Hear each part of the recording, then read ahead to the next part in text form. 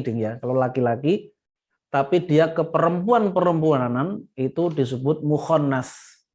Alat kelaminnya sempurna, bukan hermafrodit, tapi seorang laki-laki itu mungkin dari segi cara bicaranya, cara berjalannya, atau mungkin cara berbusananya dan sebagainya itu seperti perempuan. Itu namanya mukhonnas.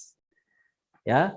Nah, mukhonnas ini bagaimana penentuan atau ketentuan hukum Islam untuk orang-orang yang mukhonnas ini? Ini ada dua. Pertama, orang mukhonnas yang ketika dia berperilaku itu memang alamiah. Misalnya suara ya, suaranya itu kecil tapi bukan dibuat-buat.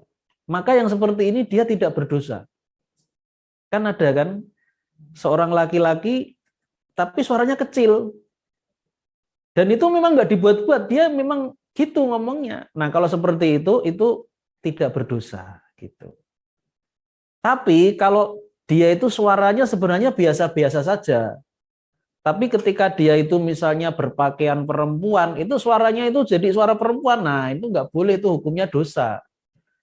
Ya, jadi itu namanya mukhonnas yang dibuat-buat lah. Jadi bukan yang alamiah. Kalau yang alamiah dia tidak berdosa karena dia itu sudah berusaha untuk menjadi maskulin, tapi ya suaranya gimana lagi, suaranya kecil gitu, ya. Nah, jadi seperti itu. Jadi kalau pengalaman saya sendiri ya dulu, waktu kecil dulu, saya itu masa kecil di Pekalongan. Saya tinggal di sebuah kelurahan yang namanya Kelurahan Podosugih. Podosugih. Kalau orang Pekalongan pasti tahu Podosugih itu. Nah, di kelurahan saya itu ada toko yang itu penjualnya laki-laki. Dia orang Chinese, tapi suaranya kecil kayak perempuan. Jadi kita semua ngerti, oh ini di toko mana? Di toko Suara Cili. Toko Suara Cili itu laki-laki tapi suaranya itu kayak perempuan gitu loh. Ya. Nah, itu contoh mukhonnas. Mukhonnas itu yang kelaminnya sempurna tetapi ada sebagian ciri-ciri perempuan yang ada pada dirinya, diantaranya volume suaranya perempuan gitu. Tapi itu nggak dibuat-buat. Nah, yang seperti ini tidak berdosa gitu. Tapi ada jenis mukhonnas yang kedua, yang dia itu memang sengaja laki-laki, tapi dia sengaja menyerupai perempuan. Misalnya bajunya pakai baju perempuan gitu loh. Misalnya ya dalam dunia entertainment itu kan sering ya kita lihat ada Tesi misalnya. Kalau sebelumnya mungkin ada Tata Dadu, kemudian ada yang ya semisal itulah.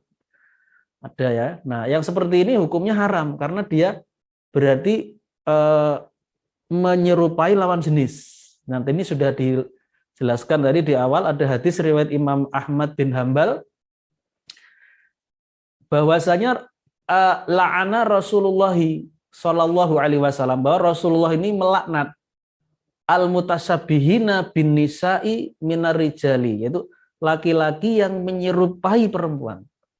Wal mutasabbihati wal mutasabbihati birrijali minan nisa'i. Dan juga Rasulullah melaknat perempuan-perempuan yang menyerupai laki-laki. Nah, ini hadis riwayat Imam Ahmad. Jadi nggak boleh memang laki-laki dan perempuan itu saling menyerupai, itu nggak boleh. Misalnya menyerupai dalam hal aksesoris, ya itu nggak boleh ya. Jadi misalkan jam tangan. Kalau kita perhatikan, kalau kita misalnya masuk di toko jam yang lengkap, itu nanti kelihatan kok. Ini toko bagian jam tangan perempuan itu biasanya kecil gitu ya, feminin gitu. Kalau untuk laki-laki kan jam tangannya besar ya, seperti yang saya pakai ini. Nah, ini memang jam tangan laki-laki gitu. Kalau perempuan kecil, nah gitu. Jadi kalau misalnya ada laki-laki tapi dia kok pakai jam tangan kecil, itu nggak boleh. Atau sebaliknya perempuan dia memakai jam tangan yang maco atau maskulin, itu juga tidak boleh gitu. Ya. Nah, contoh yang lain misalnya dalam hal busana.